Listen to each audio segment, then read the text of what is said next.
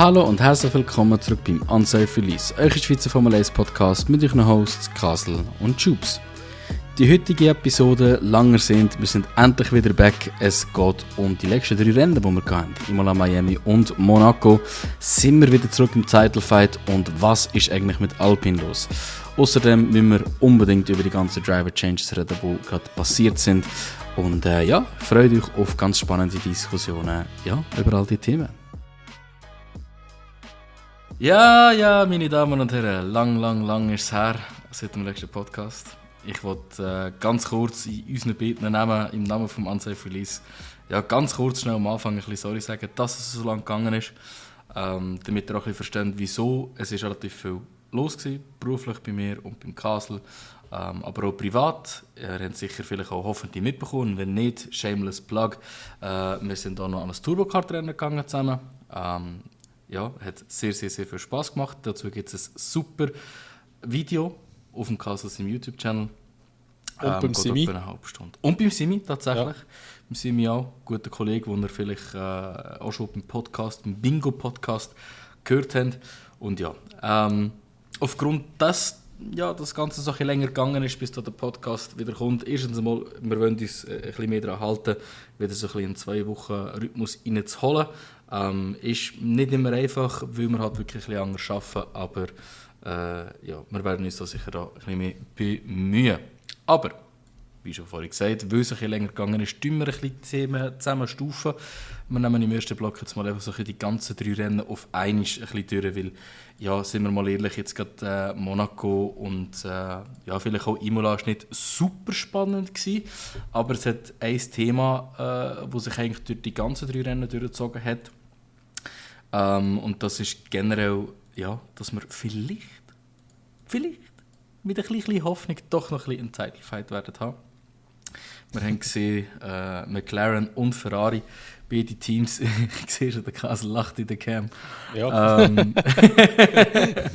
Ja. Aber schnell wirklich ganz ehrlich, McLaren und Ferrari haben ihr Auto auf einen viel besseren Standard gebracht. Und wenn Red Bull nicht voll dabei ist, dann gewinnt ein McLaren oder ein Ferrari. Es ist nicht mehr so, dass nachher ein zweiter Red Bull gewinnt, auch wenn er scheiße fährt. Perez. Von dem her, das ist für mich sicher so der Hauptdiskussionspunkt der letzten 3 Rennen. Aber schnell zum gleichen ein bisschen chronologisch bleiben. Imola. Fangen wir doch gerade mal dort an, was mir also zuerst ist Miami gekommen, also wenn du chronologisch durchgehen willst. Miami, Imola und dann ist Monaco gekommen. Stimmt. Ja, nein, dann bleiben wir wirklich auch chronologisch mit Miami. Dort gibt es natürlich einfach ein Thema, wo man unbedingt darüber reden muss. Der Bär im Raum. Norris hat endlich seinen ersten Win geholt und ich sage euch, ich bin heulend auf dem Sofa gehockt. Wirklich? Ja, nein, come on. Nein, es hat mich verdammt mitgenommen. Ich habe es mega schön gefunden, dass er es endlich geschafft hat. Und er hat es einfach absolut verdient. Ich weiß gar nicht, was man da könnte sagen, aber er hat es wirklich einfach verdient, meiner Meinung nach. Ja, vor allem, ich weiss noch, wo wir über das geredet haben, dort habe ich ja noch gesagt, er wird einen den Win holen und du musst dann schauen, nachher fährt er komplett anders. Und das ist jetzt einfach erst gerade passiert, das ist eigentlich schon noch recht speziell. Ich habe mich aber auch gefreut für den Norris, muss ich an der Stelle sagen. Ich muss aber auch ehrlich gestehen, ich habe das Rennen nicht live gesehen, weil ich flach gelegen bin dort. Ich glaube, du bist ja auch noch krank irgendwie so in diesem Zeitraum. Ich weiß es gar nicht mehr.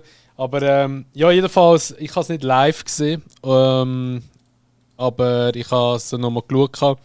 Und ich habe mich schon auch gefreut für den Norris. Man muss aber allerdings an dieser Stelle nochmal wirklich erwähnen, wenn jetzt der Fehler beim Safety Car nicht passiert wäre, weil es ist ja wirklich, ich sage nicht, dass der Win geschenkt wurde. Das definitiv nicht. Ich meine, er hat schon auch wirklich eine sehr gute Performance gehabt und der McLaren ist auch gut gelaufen. Aber das Safety Car hat natürlich immer mega in die Karte gespielt. Und der Max hat es auch ja gesagt, eben so, manchmal spielt es einem in die Karte rein, so ein Renngeschehen, und manchmal halt nicht. Ihm hat es jetzt nicht in die Karte gespielt, dafür hat es halt eben bei anderem, sprich im Norris. Aber ich habe mich auch gefreut. Ich habe es McLaren gegönnt auch. Und ich meine, McLaren hat ja dort ein grosses Update gebracht, zwar nur beim Auto von Norris, aber beim Piastri nur ein kleiner Spec oder so, habe ich gemeint, aber nicht das komplette Update. Und sie haben schon wirklich stark ausgesehen. Vor allem hat einfach wirklich eigentlich, ja, der Endpace ist halt wirklich gut gewesen. Beim Norris ist halt einfach immer so ein bisschen das Problem noch, also vor allem auch in Imola hat man es gesehen, dass halt Qualifying technisch oder so seine Zuverlässigkeit im Qualifying lässt halt ein bisschen zu wünschen übrig. Das ist halt so ein bisschen wie ein Leclerc, macht halt dort hier und da doch immer mal wieder einen kleinen Fehler. Aber ich denke halt, du fährst halt unter einem komplett anderen Druck, wenn du weißt, du hast ein Auto, das kannst vorne hersetzen und nicht nur im Mittelfeld. Aber ja, eben zurück wieder zu Miami, ich habe mich wirklich gefreut für Norris und auch McLaren. Und ja, hoffe, dass der Trend weitergeht so mit McLaren und auch natürlich Ferrari, dass wir wirklich eigentlich so zwei weitere Teams sind, die jetzt auch Red Bull ein bisschen herausfordern auf gewissen Strecken. Weil ja, Red Bull, wie man es jetzt eigentlich in den letzten 3 Rennen gesehen hat, sind halt doch hier und da mal ein bisschen am Struggle, muss man ganz ehrlich sagen. Die haben ein bisschen ihre Probleme. Aber ich weiß gar nicht, Miami, was schon passiert? Etwas, es ist so lange her. Ich weiß es wirklich nicht mehr. Ist irgendetwas so Außergewöhnliches passiert? Also, ja, mal etwas, wo man definitiv noch schnell darüber ein Wort verlieren ist die ganze Magnussen-Geschichte. Ah ja, sein Hardcore-Defending-Style gegen den Hamilton. Ja. Aber er hat ja gesagt, er hat ja Penalties verdient. Also, er hat ja im Post-Race-Interview gesagt. Und der Hamilton, als er das gehört hat, hat ja dann auch gesagt, also, es sei wirklich nicht so fair gewesen, aber es sei okay gewesen noch in seinen Augen. Aber ich glaube, wenn der Magnussen gesagt hätte, es sei unfair gewesen, die Penalties, hätte sich der Hamilton wahrscheinlich aufgeregt gehabt. Der hat nur, weil er gehört hat, so gesagt, es sei gerechtfertigt, hat er gedacht, ja, easy, dann kann ich sagen, es war ein guter Fight gewesen und so, als so ein bisschen Sportsmaß, der dort steht. Kann ich mir gut vorstellen. Ja, aber, ich denke, was dort sicher die dominante oder die interessante Diskussion daraus ist, wie fest willst du das Racing policen und wie fest willst du es nicht policen, oder wie fest will man sie racen und wie schnell du eine Penalty aussprechen. Für mich, ich bin nicht immer jetzt so ein bisschen gespalten, oder? Weil ich bin schon auch einer, der sagt, ich kann gerne Hards Racing, ich kann gerne auch so ein bisschen Bumping is Racing, wo man halt gerne noch mal ein bisschen tough zusammenstoßen kann. Es gibt aber auch immer wieder Grenzen, oder? Also wenn jetzt wieder Magnussen natürlich den Fahrer komplett auf der Strecke drauf wirkst, dann hast du in meinen Augen wirklich eine Penalty verdient. Aber grundsätzlich wird mir von den Fahrern immer sehr schnell gemotzt. Dass jemand ein bisschen hart verteidigt und es wird immer sehr schnell gemotzt, dass jemand ein bisschen aggressiv angreift. Es wird immer eine Penalty verlangt. Und das ist ehrlich gesagt so etwas, was ich ein bisschen schade finde. Ich finde es eigentlich gut. Das ist aber halt heute leider wirklich tägliches Brot, oder wie man dem immer sagt. Und täglich Brot oder whatever. Also, ich finde es auch schade, weil ich glaube, früher hat es das weniger gegeben. Früher ist man halt auch gefahren und wenn man sich aufgeregt hat, ist man halt in der anderen reingefahren. Aber ja, ich finde es wirklich auch schade. Ich glaube, manchmal ist der Funke einmal mehr ein bisschen weggelassen, einmal weniger Funken und sich halt vielleicht, sage ich mal, ein bisschen mehr aufs Rennen konzentrieren und vielleicht einfach ihn auf der Strecke fertig machen. Wäre bei gewissen Fahrern doch die bessere Option, sage ich jetzt mal. Weil Hamilton ist auch immer einer, der gerne mal einmal mehr motzt. Der Alonso ist auch gerade einer, der eigentlich immer gerade Funken tut. Obwohl das er selber auch... gut, dass sie das dürfen, gell? Also. Ja, aber weißt du, die sind ja noch ein bisschen so alte Schule, weißt du? Ich meine, wie die früher auch gefahren sind teilweise. Ja, aber ich glaube, jetzt zum Beispiel so ein Verstappen würde eigentlich schon weniger funken. Der würde das wahrscheinlich noch geil finden, wenn er ein bisschen Action hätte.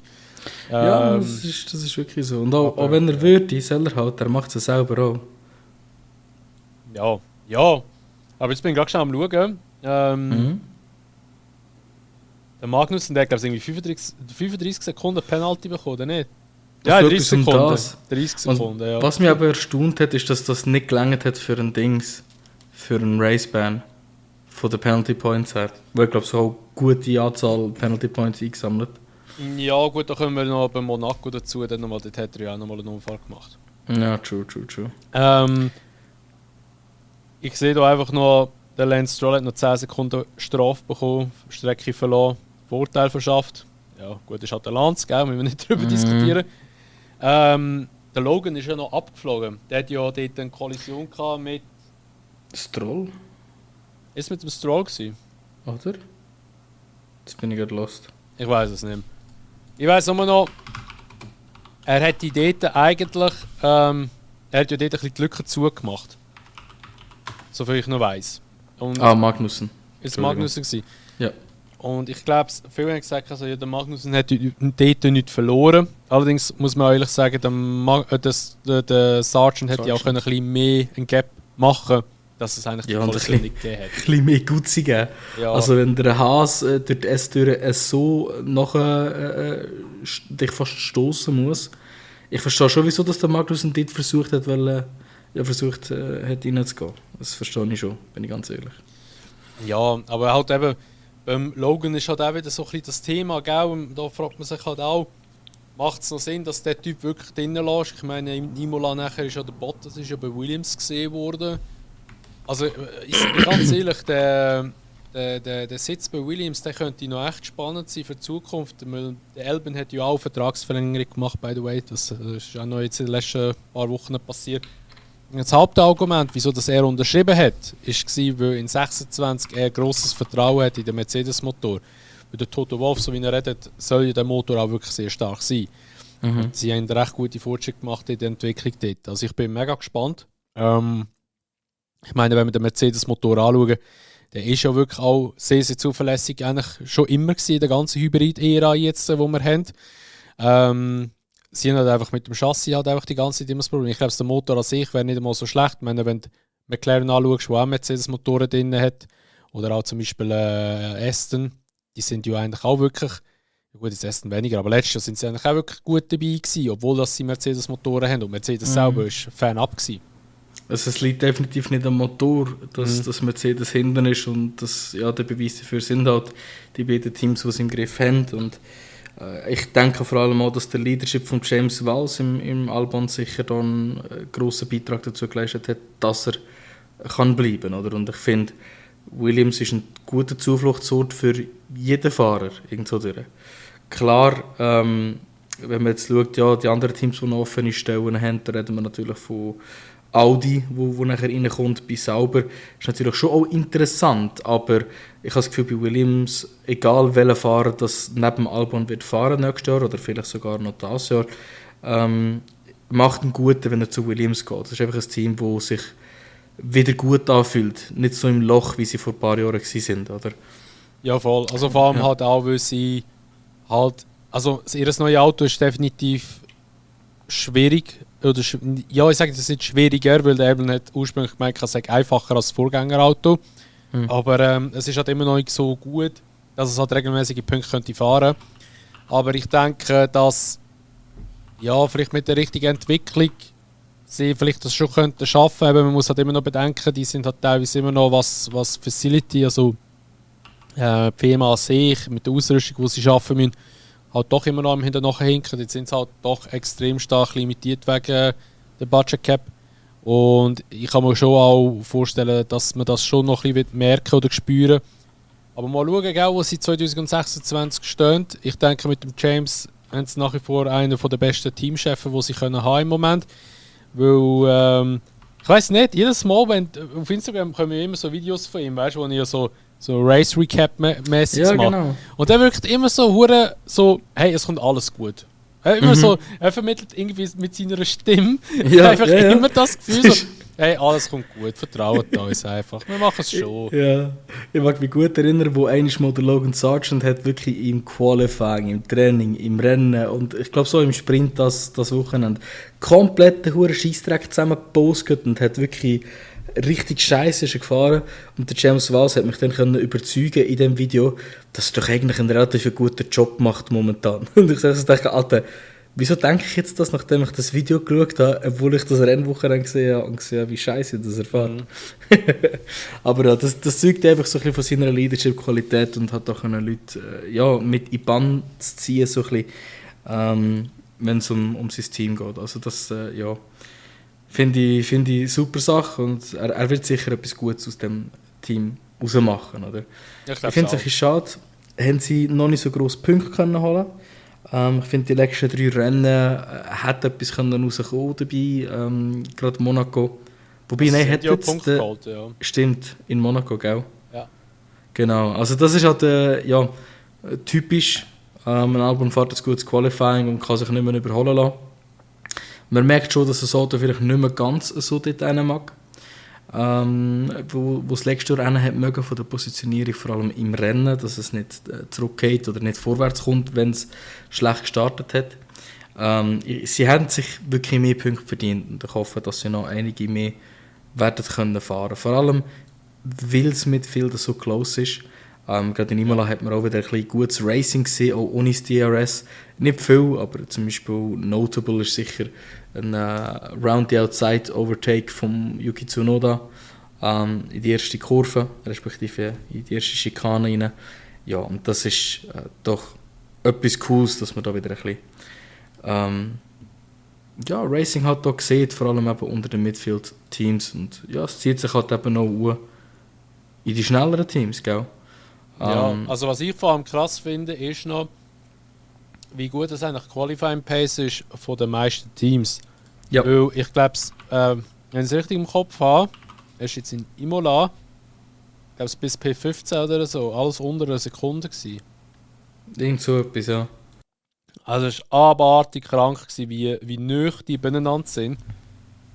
Gerade schauen da. Bis P11. Also Gasly mit P12 war über eine Sekunde gewesen. Aber es ist gleich hure close. Und das finde ich echt geil. Das finde ich wirklich mega geil. Und ich glaube auch hinten raus ist es nicht schlecht. Also wenn du jetzt vom P10 runter schaust. Man nimmt jetzt mal Emilia Romagna. Also nachher ist bis 1,5 Sekunden. Der letzte.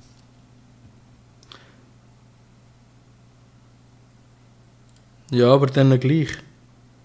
Also der Hülkenberg 15,8 und der Fernando Alonso 16,9 jetzt in Imola. Also auch zwischen P10 und Dings. Insgesamt ist es 2 Sekunden, wo's eben, oder nicht einmal 2 Sekunden, was trennt, wie du sagst. 1,8. Und das ist halt schon ist sehr, sehr, sehr geil. Und ja. Ja, wenn ich denke, wo Haas im 21 gefahren ist oder im 20 Jahr und so, die haben ja dort Zeit rausgehauen, die sind 2 Sekunden hinten nachgefahren. Also, das ist schon wirklich krass. Ich meine, wäre die Reliability von anderen Teams nicht so gut, wie sie jetzt ist, dann hätten wir viel ein durchwachseneres Feld, was Punkte angeht. Man hätte viel mehr Nähe in dem Sinne. Jetzt haben wir relativ krasse Unterschiede, doch auch schon in den Gesamtstandings. Max Verstappen hat zum Beispiel 169 Punkte, auf Leclerc 138, auf Norris 113. Also wenn wir da von Title Fight schnurren, dann meinen wir es mehr affig ist, ja mal auf der Strecke. Und da hinten raus, also da gehst du aber auf P10, dort hast du Yuki mit 19 Punkten, 11 ist der Lance mit 11 Punkten und dann ist nur noch so 6 Punkte, 6 Punkte, 5 Punkte, 2 Punkte, 1 Punkt. Also desto weiter das runtergehst, desto mehr merkst du, die haben keine Punkte. Und das ist halt schon verständlich dann auch, wieso dass man da die Diskussion aufgegriffen hat, die wir im letzten Podcast darüber geredet haben, mit dem allfälligen eventuellen neuen Punktesystem. Oder? Ja. By the way, dort noch eine kleine Korrektur. Es werden nicht für den nächsten Grand Prix gedacht, sondern wirklich ist für nächstes Jahr auch. Ah ja, genau, richtig. Ja. Das haben wir noch falsch gesagt dort. Haben wir auch gemerkt. Ja, aber ich weiß gar nicht, wie dort jetzt gerade der Stand der Dinge ist, ob das jetzt wirklich immer noch das Thema ist oder nicht. Also ich habe nichts mehr gehört, muss ich ehrlich sagen. Ich habe auch nichts mehr gehört. Ich bin ja vorhin noch mal schnell wirklich die letzten paar Wochen alle News durchgegangen.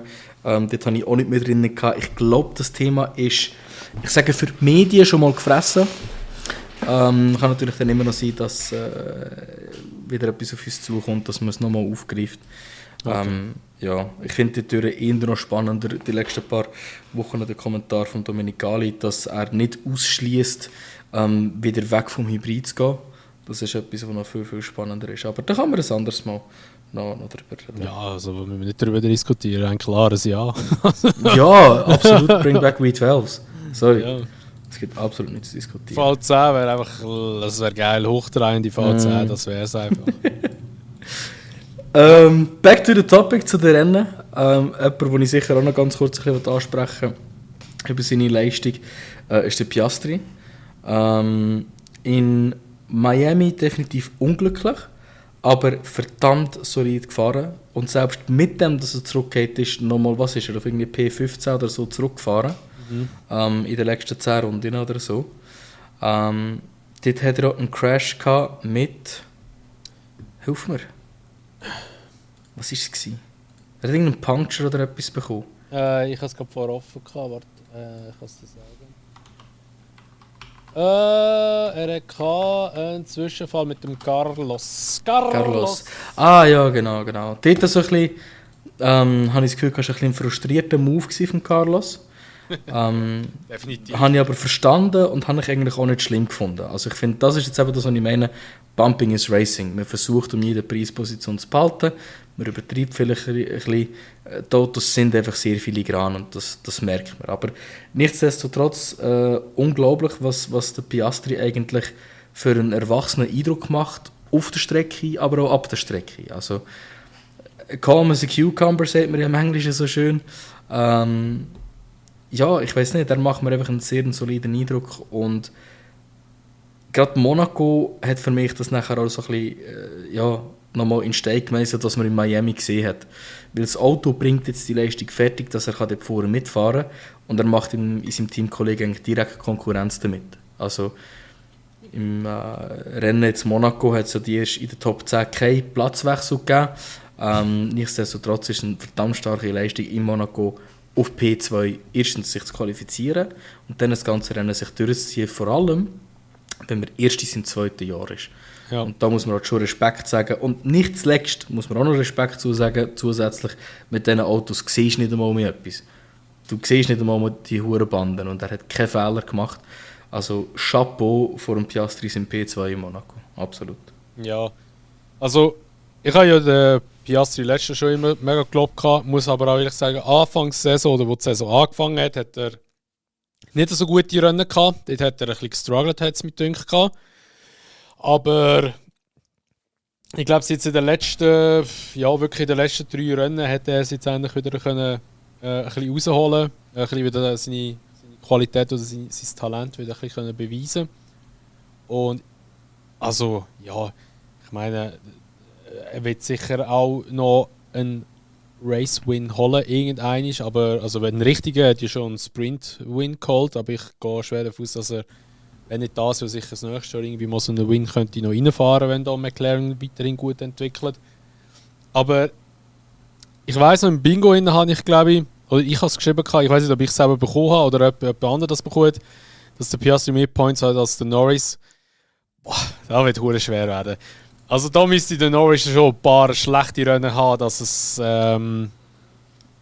nicht wird. Oder dass ich dort noch etwas könnte reissen im Bingo will. Sind wir jetzt bei 42 Unterschieden, wenn ich es richtig sehe? Ja. Nein, ich bin nicht auf dem richtigen. Es ist halt einfach, der Norris macht im Moment, jetzt auch abgesehen vom Qualifying, macht er eigentlich auch wirklich praktisch keine Fehler. Und seine Rennpace ist einfach schon sehr stark im Moment. Und ich glaube, so der McLaren, also der aktuelle McLaren, liegt ihm einfach wirklich brutal gut. Und, aber du, wir werden das sehen, schlussendlich. Eben, muss mal das Regenrennen kommen, Norris fliegt ab, Piastri holt geile Punkte und wer weiß, Kanada können sie ja herkommen schiffen jetzt das Wochenende anscheinend. Sind wir mal gespannt, wie es dann nachher wird.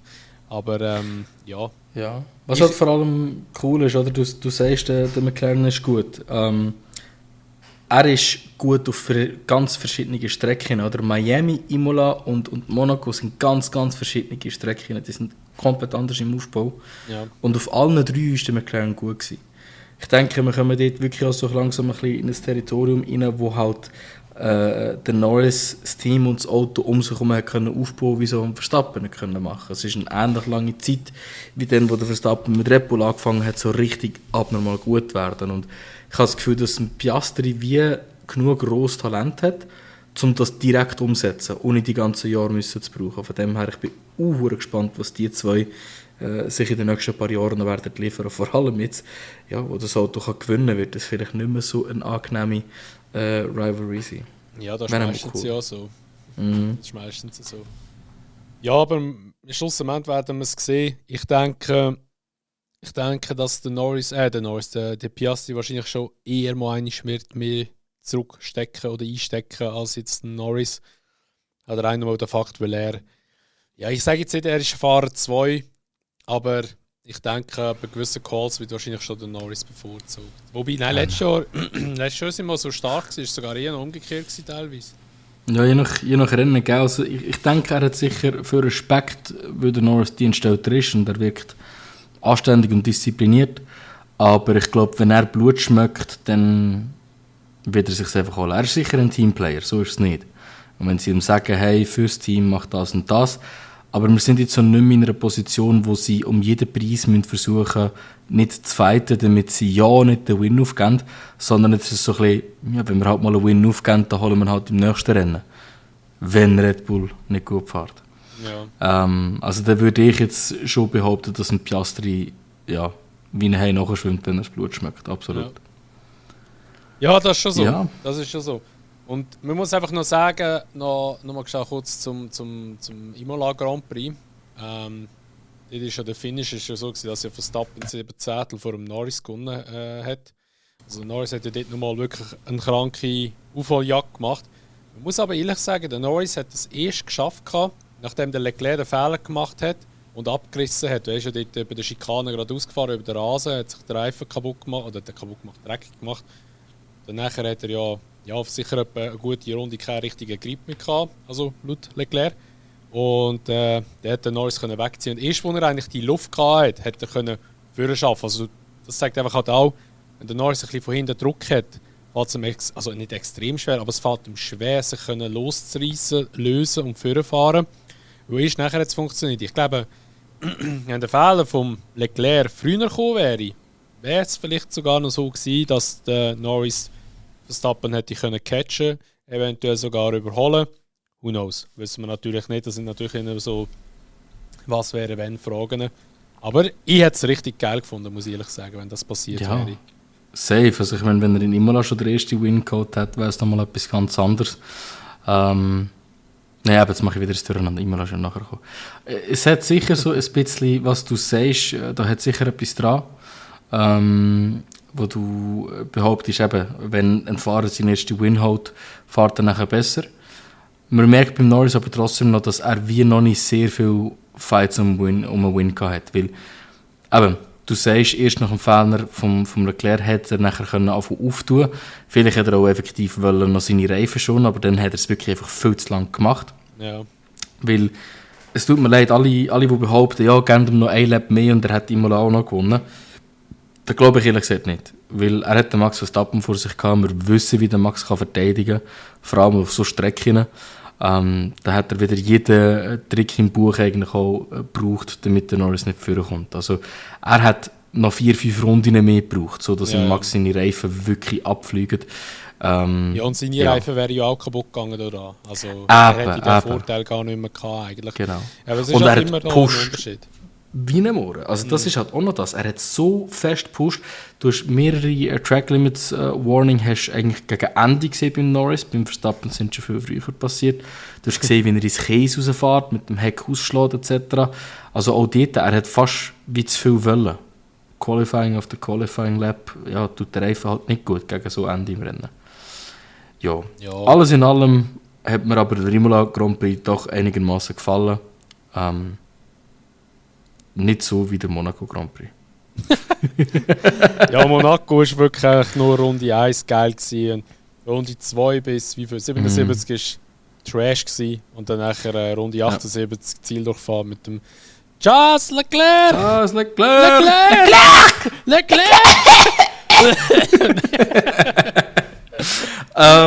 Das hat mich natürlich wiederum auch gefreut. Das ja, ist so ein bisschen, ich auch. Ich bin zwiegespalten. Es ist immer so ein bisschen, ich freue mich auch auf das Qualifying. Nein, also ich meine jetzt über das Rennen. Aha. Ich habe nicht für nichts Ferrari-Shirt angelegt. Ich meine, der Leclerc, der gewonnen hat. Nein. Ich bin zwiegespalten wegen dem Rennen, weil das Qualifying ist auch spannend, da es nicht so hat es mich gedacht, es hat nicht viele Improvements gegeben. Es hat kein Klapp gegeben im Qualifying. Ich hatte gedacht, ein Red Flag wird safe kommen, aber nichts war. Nix, gar nichts. Und das Rennen ist halt wirklich Runde 1 spannend, dort sind irgendwie, also das ist kein Joke, ich glaube, mehr als 50% von allen Position Changes sind in der ersten Lap passiert. Ja, und das sind mehr DNFs. Also ich glaube, es ist nicht einmal gelogen, wenn ich sage, es sind weniger als 10 Position Changes gewesen. Auf jeden Fall nur ein On-Track Overtake hat es gegeben. Und das ist der Valtteri. So. Valtteri am Sargent, ja. Genau. Dort der Rascaster abstimmt. Ist das Rascaster? Nein, das ist nicht Rascaster. Ich habe keine Ahnung, wie die Kurve heisst. Das ist auch mal dort, wo es in die Löwskurve reingeht. Genau. Wegen dem der Grand Prix an und für sich absolut langweilig, aber die Emotionen, die wir zum Ende bekommen haben, und die Bilder, die wir zum Ende bekommen haben, das hat sich dann schlussendlich doch gelohnt. Ich bin ehrlich gesagt eingenappt, aber ich habe das mittlerweile super im Griff, einnappen und dann bei den letzten 10 Runden wieder aufwachen. Aber es hat sich wirklich gelohnt, den Grand Prix zu schauen. Es war wunderschön, die Emotionen zu sehen von ihm. Und du hast wirklich gemerkt, wie viel ihm das bedeutet hat. Und es sind jetzt, seit 2018 oder so, sind auch aus dem Video rausgekommen. Seit 2018 hat er nicht einmal den Grand Prix finished oder Punkte geholt. Ja. Und das ist halt schon krank, wenn man bedenkt, wie lange er schon für Ferrari fährt. Er hat sich mehr als verdient. So viel ist auf jeden Fall klar. Ja, und vor allem auch der Dings, wie heißt das, ist der Prinz oder König? Nein, Prinz ist es, glaube ich. Ja, wie das sich gefreut hat. Der hat ja Brühe gehabt. Und also, dort hat sich wirklich, und auch Marshalls in Monaco haben teilweise gletschen können. Also, die haben sich alle mega gefreut. Und ich habe mich auch gefreut. Also, ich muss wirklich ehrlich sagen, als er Pole geholt hat, habe ich zuerst gedacht, so, ja, hoffentlich bringt er es auch wirklich heim. Weil wir wissen es, Leclerc und Monaco, da herrscht halt wirklich manchmal ein Fluch. Aber er hat es wirklich über die Bühne gebracht. Er hat, muss man aber auch ehrlich sagen, er ist vorsichtig gefahren. Ich meine, man hat es gemerkt. Ich meine, sie sind so eine langsame Racing Pace gefahren. Die sind Formel 2 sogar zwischendurch schneller gewesen als sie, als Formel 1. Und das hat der Leclerc, also Ferrari hat es eigentlich nicht mehr so dumm gemacht. Sie sind eigentlich recht schlau gewesen. Sie haben es gemacht, dass McLaren gar kein Gap bekommt, um einen Pitstop zu machen und einen Undercut zu probieren. Also dumm sind sie nicht gewesen. Aber ich meine, Verstappen, Russell und auch viele andere Fahrer haben gesagt, das Rennen sei totlangweilig gewesen. Also sie könnten jetzt locker noch säckeln und so, weil es ist einfach nicht anstrengend gewesen, keine Herausforderung gewesen, gar nicht. Und ich meine, es ist schon so wirklich, nur Lap 1 ist eigentlich so das Highlight gewesen und natürlich auch eben Zieldurchfahrt. Aber ja, eben, wenn wir schon von Lap 1 darüber ein bisschen angesprochen oder angeschnitten haben, es war halt eine recht kuriose Situation, beziehungsweise ja, nicht kurios, aber ich sag mal so, der Magnussen hat sich einfach gedacht, jawohl, da bleibe ich jetzt. I'm here to stay. Also da hat er sich genau gedacht. So ist es. Und ja, die Geschichte davon ist, dass beide Haas nachher rausgefallen sind und der Perez hat seinen Karren komplett zerlegt und ist sehr, sehr teuer geworden für Red Bull. Und was einfach speziell ist, und das finde ich auch irgendwo durch sehr, sehr schade. Ich meine, eben der Magnussen hat ja 10 Penalty-Punkte oder wie heißen die? Penalty-Punkte, ja. Penalty Points. Hat ja 10 Stück von denen, ab 12 ist du für ein Rennen gesperrt. Ist aber nicht so, dass dann das Auto nicht startet, sondern das dürfte dann nachher ein Ersatzfahrer fahren, also sprich der Oli Berman wird dann nachher wieder reinkommen. Aber die Stewards bzw. der FIA hat nicht mal eine Untersuchung gestartet. Also es ist nicht untersucht worden, der Unfall, es ist einfach, ich glaube, First Lap Incident. Genau, und da hat dann einfach keine Untersuchung gegeben, weil, wenn sie eine Untersuchung gemacht hätten, also man muss nicht darüber diskutieren, der Magnussen ist geschuld, er hätte vorher noch wegziehen können, er weiß ja auch, wie der Streckenverlauf ist, er ist ja seit 2014 der Formel 1, also er weiß ja auch, wie die Strecke ist. Und ja, er hätte halt dort einfach zurückziehen sollen, er hätte es keinen Klapp gegeben. Wenn es eine Untersuchung gegeben hätte, hätte es gerade vorab können sagen, ja, es ist der Magnussen. Und dann gibt es in der Regel immer die 2 Strafpunkte, was ihm nachher der Raceban gegeben hätte. Und man munkelt jetzt halt eben so ein bisschen in der Formel 1, dass der FIA extra nicht gemacht hätte, um den Haas nicht, oder den Magnussen nicht einen Raceband zu geben. Weil es ist ja so, wenn du Punkte noch hast, verlierst du all deine Punkte. Das kommt dann noch dazu. Also nicht nur, du setzt ein Rennen aus, sondern wenn du 10 Punkte hast, sind die 10 Punkte wieder weg und du startest wieder bei 0. Jetzt gab es für Magnussen, wäre es nicht so tragisch gewesen, weil meines Wissens hat er gar keine Punkte auf dem Konto. Mal einen, der wäre dann weg. Also von dem her wäre es bitter gewesen für Haas. Rein halt von der Fairness her ist es halt schlussendlich nicht fair gewesen in meinen Augen. Ist es so, dass Haas den Punkt auch verliert? Ist es nicht so, dass einfach der Fahrer seine Punkte verliert, aber das Team behaltet nicht? Nein, weil der Punkt kommt ja von einem Fahrer. Also ich kann ja keine Punkte sammeln, wenn ich den Fahrer keine Punkte habe, und wenn es wieder abgezogen wird. Weil der Schumi hat ja auch mal alle Punkte abgezogen bekommen, da ist halt nachher Ferrari auch alles abgezogen worden. Okay. Finde ich eigentlich ein bisschen fies gegenüber dem Team. Und es ist auch fies gegenüber den Fahrer, der nachher eigentlich in den Rennen, wo er den Punkt geholt hat, dann eigentlich so den Punkt bekommen. Was sie dann noch nicht werden. Aber ja, anyway, also ich ganz ehrlich finde, da ist effektiv ein bisschen etwas dran. Ich finde, Stewarding ist, seitdem der Charlie Whiting nicht mehr mit uns ist, wirklich einfach katastrophal geworden. Man weiss nie Charlie recht. ist ja Dings, der ist ja Racing Director gewesen. Er war Racing Director, Aber er hat ja ich habe eigentlich das bei Gefühl, den Entscheidungen, bei den Stewards hat er ja auch keinen Einfluss gehabt. Die Stewards sind ja immer jedes Wochenende Das ist 5 oder 6, weiß ich wie viele Leute, die zusammengewürfelt werden. ja, aber in dem Fall ist es so, dass es nicht mal zu den Stewards gegangen ist. Man hat nicht mal gesagt, schauen zu haben, oder? Und das ist halt... Oder verstehe ich es falsch? Schon, oder? Die Stewards haben einfach keine Untersuchung eingeleitet. Also das macht ja auch nicht die FIA. Die FIA macht ja nur, wenn es einen Klapp gibt, gibt es gelb. Wenn es ein Schwerunfall ist, rot. Safety Genau. Car, das machen sie. Aber alles, was mit Strafen zu tun hat, geht über die Stewards. Aber es muss doch der Race Director muss doch überhaupt den Steward sagen, schaut das an. Wenn der Race Director nichts sagt, dann wird es nicht angeschaut. Wegen dem steht immer zuerst noted und dann nachher wird es angeschaut. Ja, müsste ich ehrlich gesagt auch Ja, nochmal noch spannend mal zu fact-checken. wissen. Also ich habe gemeint, eben nicht. Ich habe gemeint, die Stewards dürfen selber intervenieren. Intervenieren, ja. Wenn's Aber dann würde ich sagen, ist. tun wir das mal anschauen und dann tun wir mal im nächsten Podcast ein bisschen genauer Bezug darauf nehmen, wie funktioniert das genau. Das ist eigentlich generell ein interessantes Thema. Ja, es wird halt immer oft vertauscht, weil mit dem Genau. Michael Masi hat mir immer gesagt, ja, was macht er Er für hat Entscheidungen entschieden und so. Mhm. Aber ich meine, schlussendlich machen das die Stewards, weil auch in Abu Dhabi dort 21 haben die Stewards entschieden, wer überholen darf und wer nicht. Hat Er war nicht nur der das Michael Gesicht Masi. vom Ganzen. Ja, das ist so. Also er ist sicher auch mit daran entschieden, weil er muss ja die ganzen Informationen zurückgeben Ja, und logisch. von den Teams einholen und weitergeben. Und ja, aber Oh Michael, andere no. Geschichte. No, Michael, no, this is so not right. Ja. Anyway, back to the topic. Ja, zum Incident Magnussen, Hülkenberg, Perez. Ich finde generell ist da wirklich vielleicht ein bisschen etwas dran, dass er dort keine Strafe bekommen hat, keine Penalty Points bekommen hat, finde ich ehrlich gesagt ein bisschen eine Frechheit. Es ist zu krasser Crash und er ist zu weit hinten, dass man in meinen Augen kann sagen, das ist ein First Lap Incident.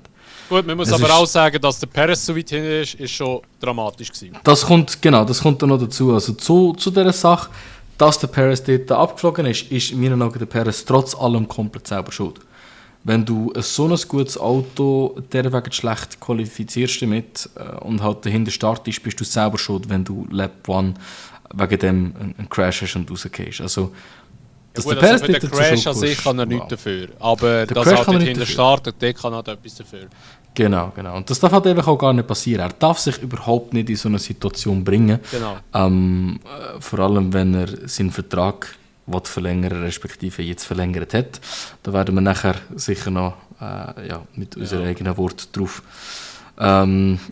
Aber der Crash an und für sich absolut unnötig, wie es der Hulko gesagt hat. Es war nicht nötig gewesen, dort zu bleiben. Es ist Lap 1 in einem Monaco Grand Prix. Es bringt niemandem etwas. Jetzt haben beide Haas keine Möglichkeit gehabt auf Punkte. Auch wenn es scheiter ausgesehen hat, einen Weg, ist es einfach nur schade. Und, Hat nur es ein Haufen zeigt Geld einmal- gekostet. er hat Haufen Geld gekostet, das ist ja so. Und es zeigt einmal mehr, einfach auch ein bisschen, was der Magnussen für ein Fahrer ist.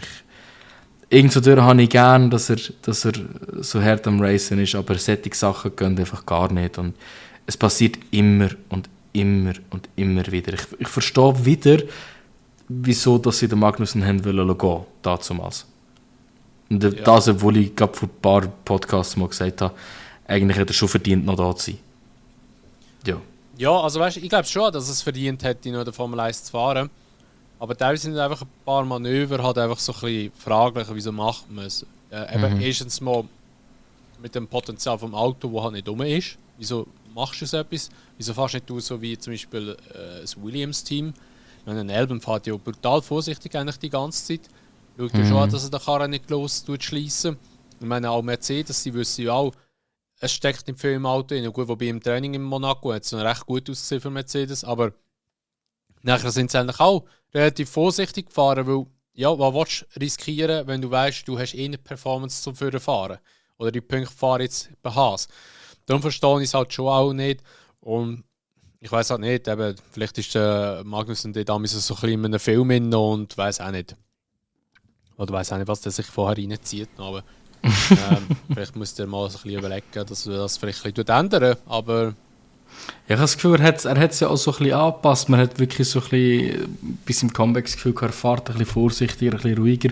Was vielleicht auch ein bisschen mit der Tochter zusammenhängt. Aber die letzten 3-4 Rennen, ja, ist er wieder back to himself, oder? ja.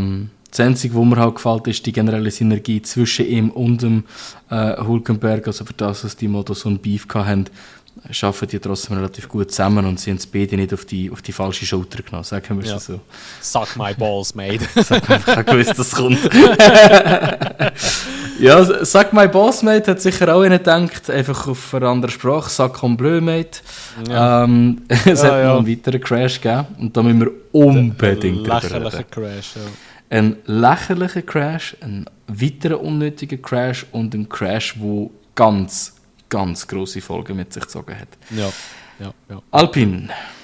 Ich bin da schon relativ nahe zu, obwohl du mir nicht ganz zustimmst, beim Bingo wegen dem Alpine Downfall anzukreuzeln.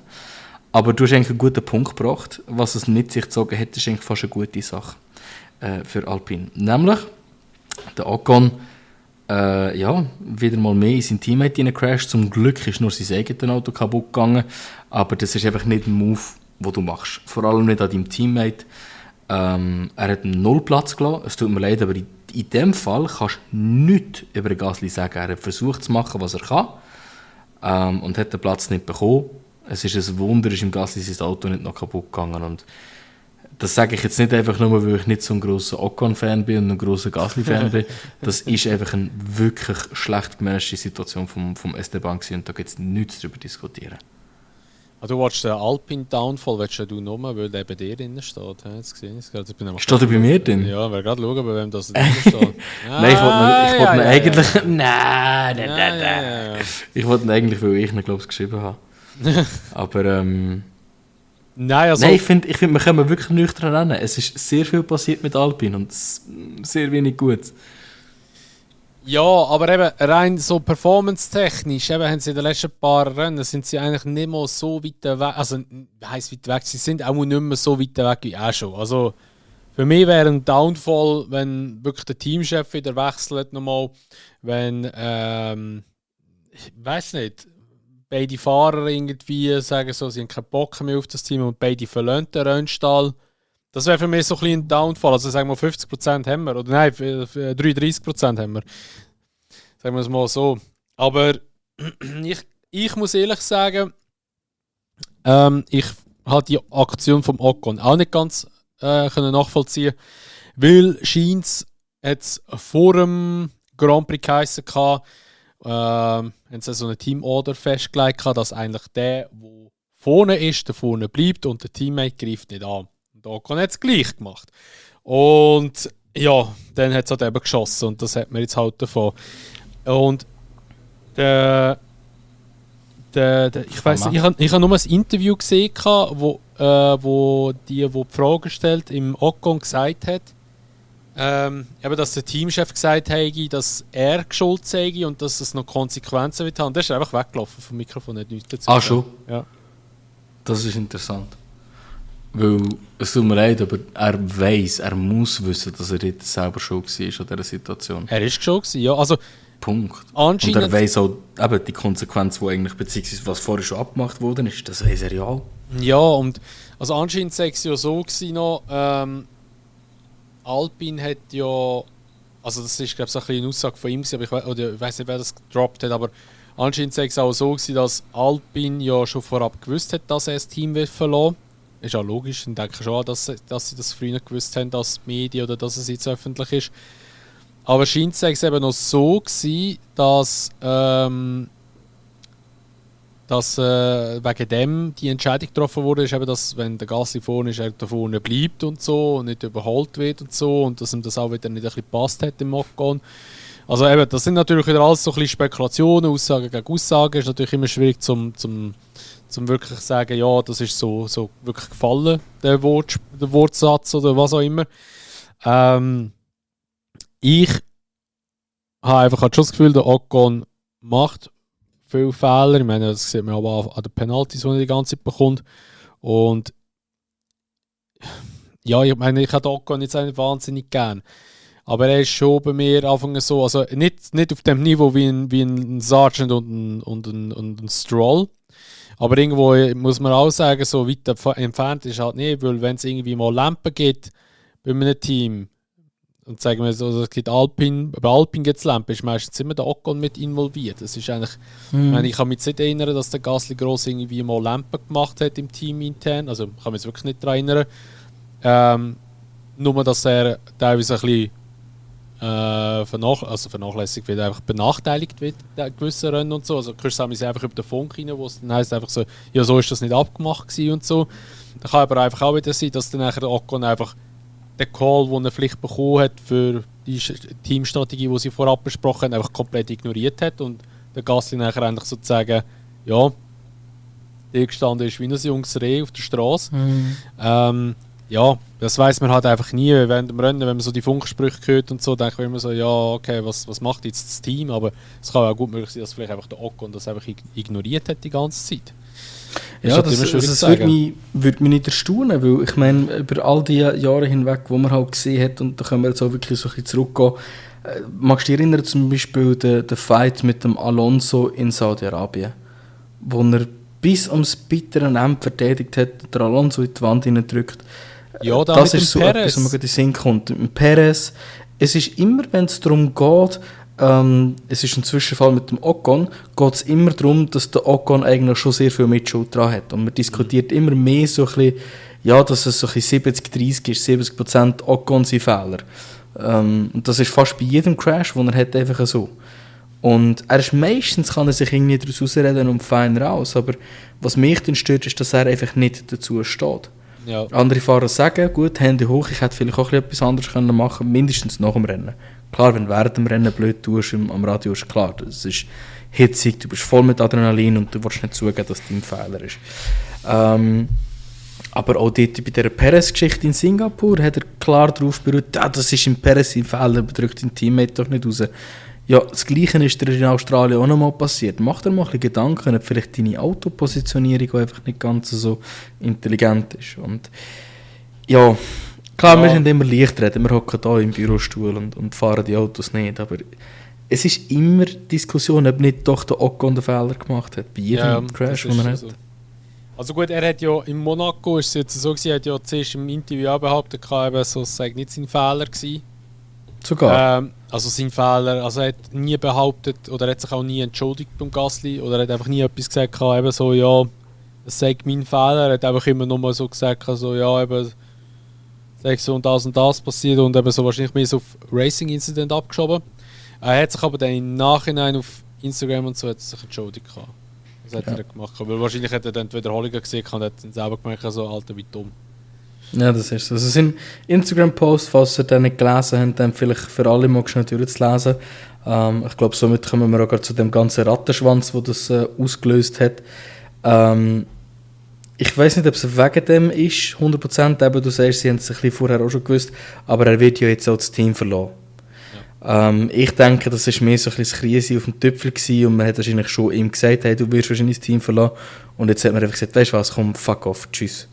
Die Frage ist einfach mehr, verlässt er das Team oder hat das Team ihn rausgerührt? Ich glaube, weil sie schreiben, es ist auf gegenseitigem Einverständnis. Immer wenn es heisst, es ist auf gegenseitigem Einverständnis, dann ist es für mich immer so, das Team hat entschieden, aber der Fahrer will es nicht gut gehen oder will es nicht einsehen und dann überredet man ihn halt. Es ist schlussendlich in meinen Augen ganz klar eine Entscheidung von Alpine und das zeigt in meinen Augen aber auch trotzdem immer wieder das, was ich an Alpine hasse, nämlich, dass einfach mit Gefühl gehandelt wird. Das war beim Cyril Abiteboul so gewesen, und ich habe das Gefühl, der Bruno Fama handelt es so nicht anders, auch wenn er ein bisschen methodischer und ruhiger wirkt, aber ja, ich weiß nicht, ich finde, Ocon ist eigentlich gut für das Team, auch wenn sie Beef haben miteinander, ich finde, er passt zu dem Team und ich finde es ein krasser Entscheid. Ich habe aber das Gefühl, dass es dann nachher auch im Gasly wird helfen, sich ein bisschen mehr zu entfalten. Weil ich habe das Gefühl, eben wenn ich den Podcast zum Beispiel wieder mit aufnehme, wo der Gasly ein bisschen über Ocon redet und ich habe das Gefühl, der Ocon braucht sehr viel Platz in diesem Team und beeinflusst seine Mechaniker oder auch Mechaniker vom Auto gegenüber in dem, was läuft. Und für mich, ich finde es super, dass ein Platz bei Alpine frei wird. Alpine ist ein Team, das etwas reissen könnte, mindestens im Mittelfeld dabei ist.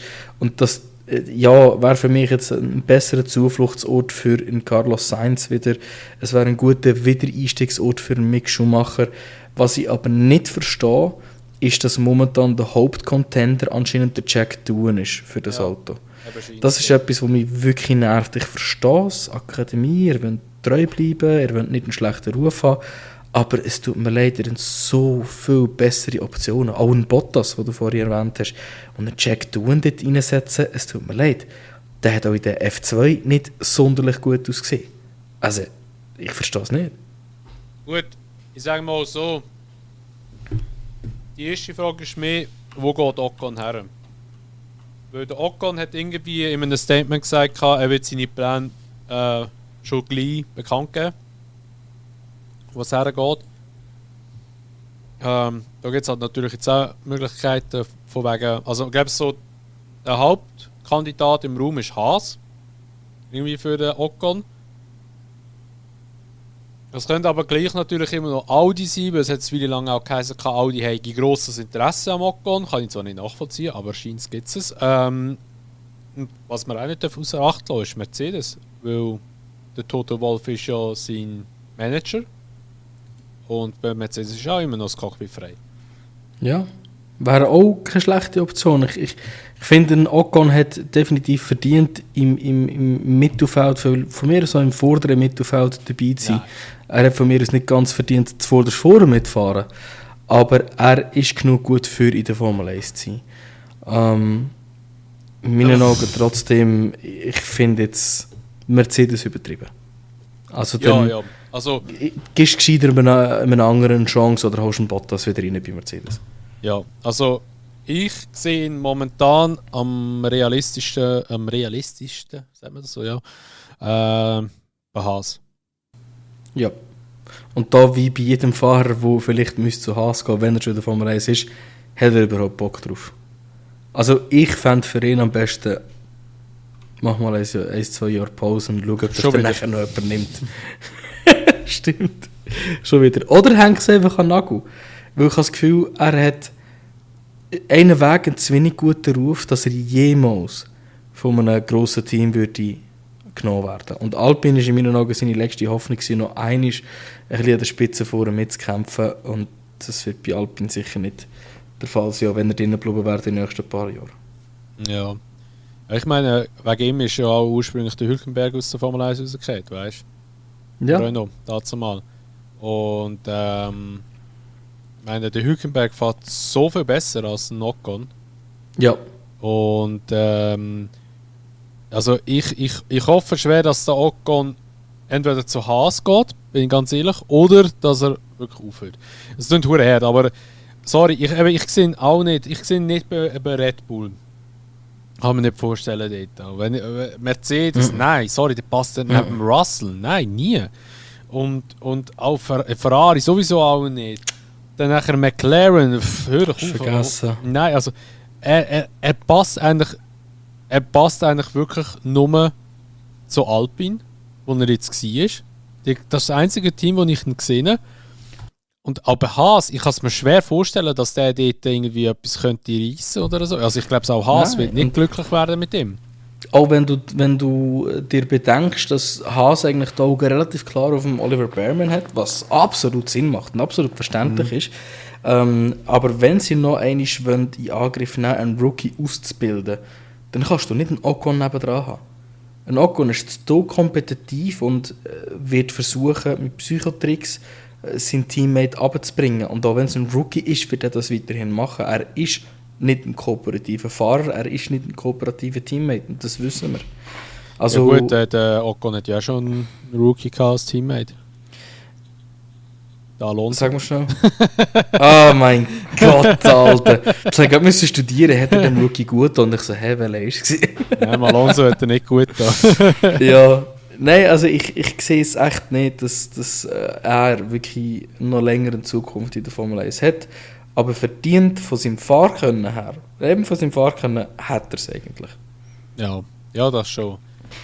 Aber es sind ganz viele andere auch verdient.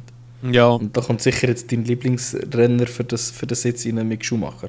Ja, Mick, Alter. Das ist es einfach. Hey, sorry. Also erstens einmal, es macht einfach nur Sinn für Alpine. Mick bringt den Namen Schumacher in die Formel 1, was schon mal fette Promo ist für Alpine. Ich würde mir gerade Merch holen, bin ich ganz ehrlich mit dir.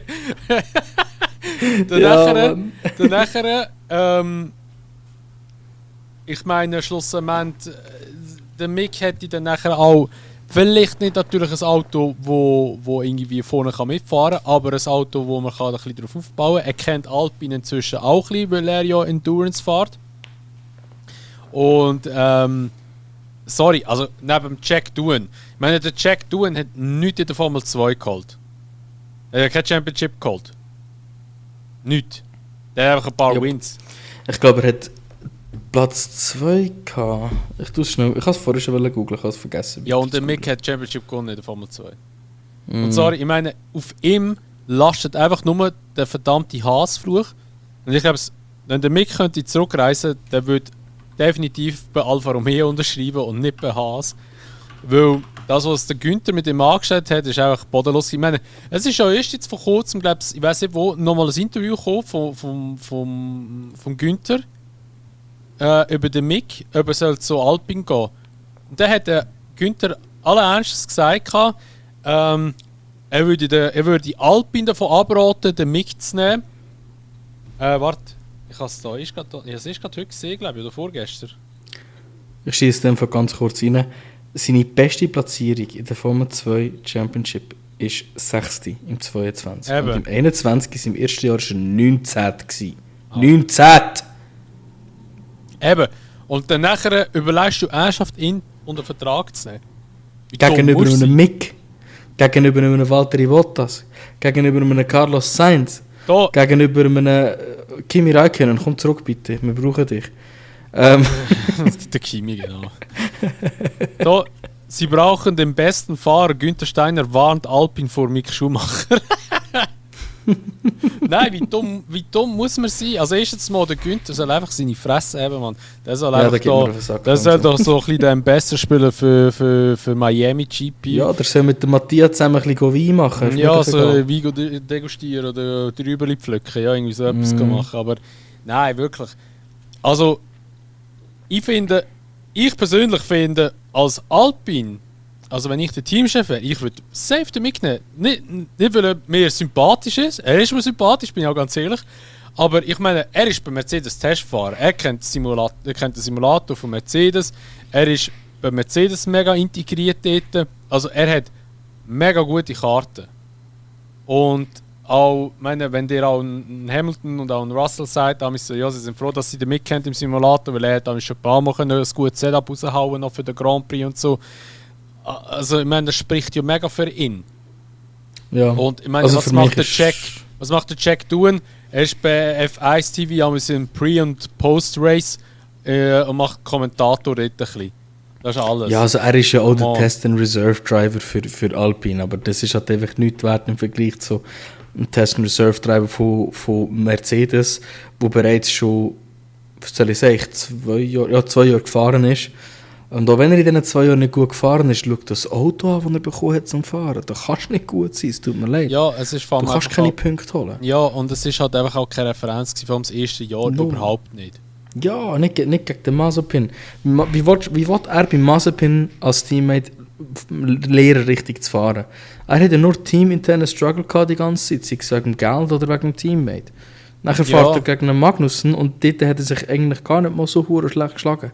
Ja, der Magnussen hat ihn ja immer in Schutz genommen und hat noch gesagt, ja, er braucht halt einfach noch ein bisschen Zeit. Ja. Und sind wir ehrlich, die Saison 22 war ja die erste Saison gewesen, wo du hast können wirklich sagen, so, okay, sie haben zwar auch immer noch nicht ein konkurrenzfähiges Auto gehabt, aber sie haben, wenn es irgendetwas geht davon, sind sie die gewesen, die haben können vielleicht neue Punkte reinfahren. Ja. Und ich meine, in Silverstone hat das gemacht. Und gegen Ende Season ist er doch relativ neu am Magnussen. Ja.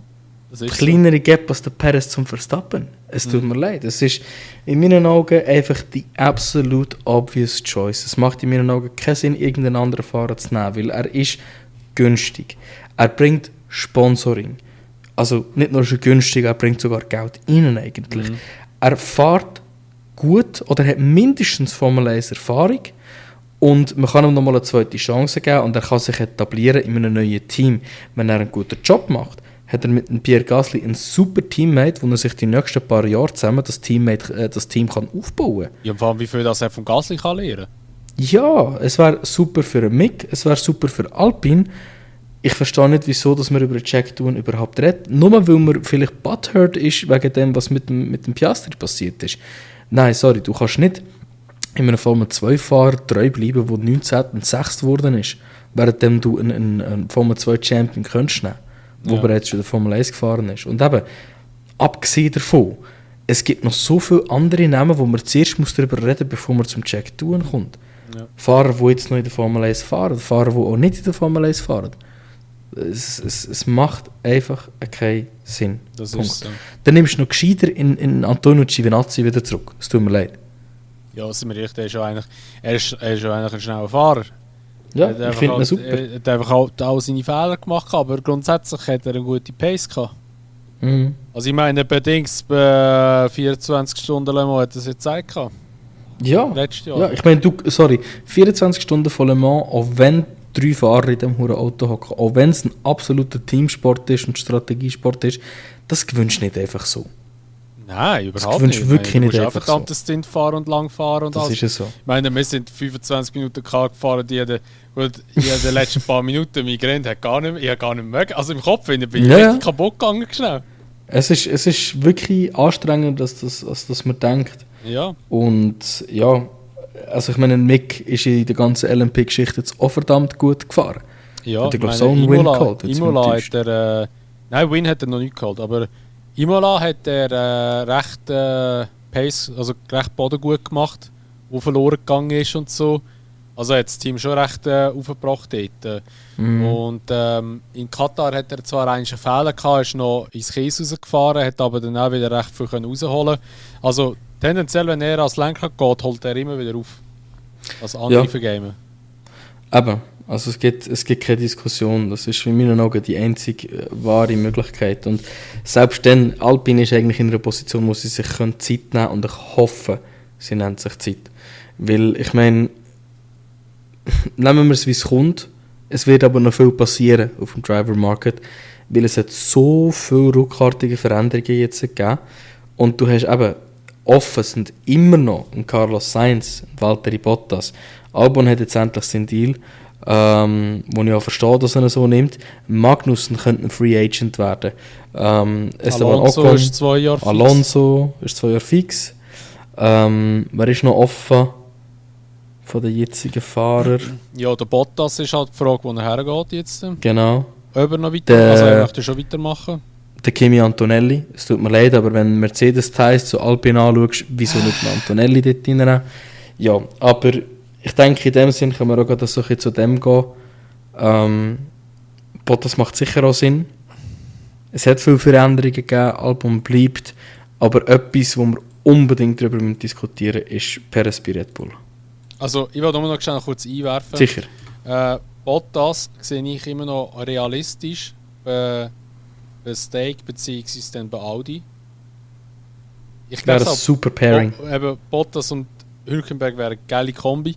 Plus, du musst einfach überlegen, wenn du den Bottas hast, hast du einfach einen, der Social Media einfach anders rasiert. Es gibt keinen anderen Formel-1-Fahrer, der so geilen Content immer macht. Ich schwöre. Ey, Und er versucht es nicht mal, er ist nicht verkrampft.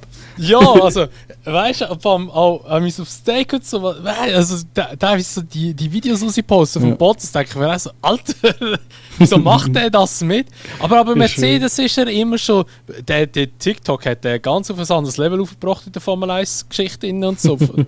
Also das war wirklich Next Level gewesen. Und klar, das ist natürlich kein Argument, dass du ihn unter Vertrag nimmst, aber ich meine halt einfach, ja, ich finde halt einfach der Bottas, der dürfte schon in meinen Augen noch 2-3 Jahre dürfte der schon noch fahren. Und ich glaube, bei Audi würde er sicher auch noch seine Vorteile bringen. Und ich meine, in Kombination mit dem Hülkenberg, der auch brutal erfahren ist, könnte es schon fahrertechnisch schon recht solid dastehen.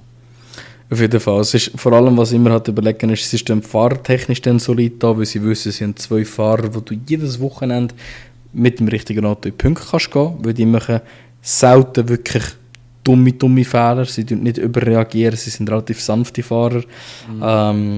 Hülkenberg wird fürs Quali gut sein und der Bottas dann fürs Rennen. Das wird funktionieren. Ja. Die Frage ist nur, was bietet dann halt das Team, aber wenn man eben vergleicht, was das Team braucht, im Vergleich zu dem, was es bietet, ist, es braucht Fahrer, die das Team an einen Punkt bringen können, wo es etwas bieten kann. Ja. Oder? Es braucht Fahrer, die ganz viel Rennerfahrung haben, die die Autos verstehen. Beide zusammen haben in der alten Generation gefahren, noch sogar in der stimmt das? Bottas hat er vor der Hybrid gefahren? Ja, Bottas ist 2012 oder 2013 ist er in die Formel 1 gekommen, ja. Okay, und der Hulk irgendwie im 9 oder so, oder im 10, glaube ich. 10, ja, könnte sein. 10, so etwas. Und dort muss man schon sagen, ein Fahrer, der über 3 Generationen hinweg mitgefahren ist, der bringt er so viel. Der kann dir einfach genau sagen, was ein Auto muss können, und dann können die Engineers dann schauen, dass das Auto das kann bringen. Also fände ich auch die beste Kombi. Das ist das, was ich mir so ein bisschen erhoffe. Magnussen tut mir nicht leid, wenn er den Sitz verliert. Und dann steckst du halt der Esteban bei Haas und der Behrman bei Haas rein, oder eben der Esteban gar nicht. Und behaltest den Magnussen, das spielt mir auch nicht so eine Rolle. Aber ja, das finde ich passt so am besten, definitiv. Ja, du, es wäre geil, wenn der Bottas wird bleiben bei Audi dann. Das würde ich schon geil finden. Aber eben, kommen wir zurück zu Perez Red Bull. Ja, komm, du bist ein Perez-Fan, du kannst anfangen. Also, für mich, ich finde es super. Es erstaunt mich, dass es ein 2-Jahres-Deal ist. Hätte ich nicht erwartet, dass Red Bull ihm noch so viel Vertrauen gibt. Ich finde es vor allem interessant, was ist so der Gedanke dahinter. Jetzt nimmst du ihn bis ins 26 noch mit, behaltest ihn einfach zum Auto aufbauen, um von seiner Erfahrung können zu geniessen, oder bist du einfach blind? Weil man sieht ganz klar, dass die letzten 1,5 Jahre er nicht performt. Er hat einzelne Rennen, wo er auch raussticht, aber das darf nicht sein. Auch wenn du einen Max Verstappen im Auto nebendran hast, darf es nicht sein, dass du in Monaco so schlecht qualifizierst. Es darf nicht sein, dass du immer wieder einfach nicht für die Strategie von deinem Teammate kannst stehen sein. Alle anderen Teams bringen es fertig, aber Red Bull, das ist dann nachher für mich auch so ein bisschen die Frage, liegt es effektiv an Red Bull, dass ihre Fahrer nicht können gleich auffahren? Es ist so lange Jahre, diskutieren wir immer nur über das. Seitdem der Ricciardo gegangen ist, sind die nicht mehr zusammen am Fahren, außer in ganz ausgewählten Rennen, wenn es mal einfach super dominant war. Also, ich bin einfach zwiegespalten, weil ich finde es nicht die richtige Entscheidung für Red Bull. Aber ich bin super happy für den Perez. Und ich habe wieder einmal Hoffnungen, dass er doch in diesen 2 Jahren noch mal beweisen kann, dass er etwas reissen kann. Aber es tut mir leid, ich sage es wie es ist, wenn er nicht performt, dann wird er auch nächstes Jahr rausgehen. Das ist so in meinen Augen so ein 1 plus vielleicht 1 Vertrag.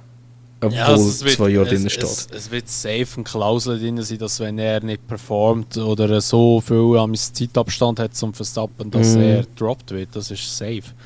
Ich hoffe, die Klausel ist, wenn du nicht mindestens einen Platz hinter dem Verstappen bist, bist du aus.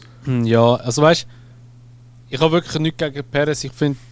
Perez finde ich eigentlich wirklich einen sympathischen und auch, er macht ja wirklich auch einen guten Job, aber ich meine, der Typ ist jetzt auch schon lange in der Formel 1 dabei. Ja, muss man halt auch sagen, vielleicht hier und da, sprich Racing Point oder Force India, hat er den Sitz behalten, weil er halt einfach auch das Geld gehabt hat. Allerdings, ja, ich hätte jetzt, muss ich ganz ehrlich sagen, ich hätte lieber, wirklich viel lieber den Yuki drin gesehen. Weil, sind wir ehrlich, der Yuki, was der jetzt seit Anfang Saison fährt, ist einfach Weltklasse in dem Visa Cash App Racing Bull F1 Team.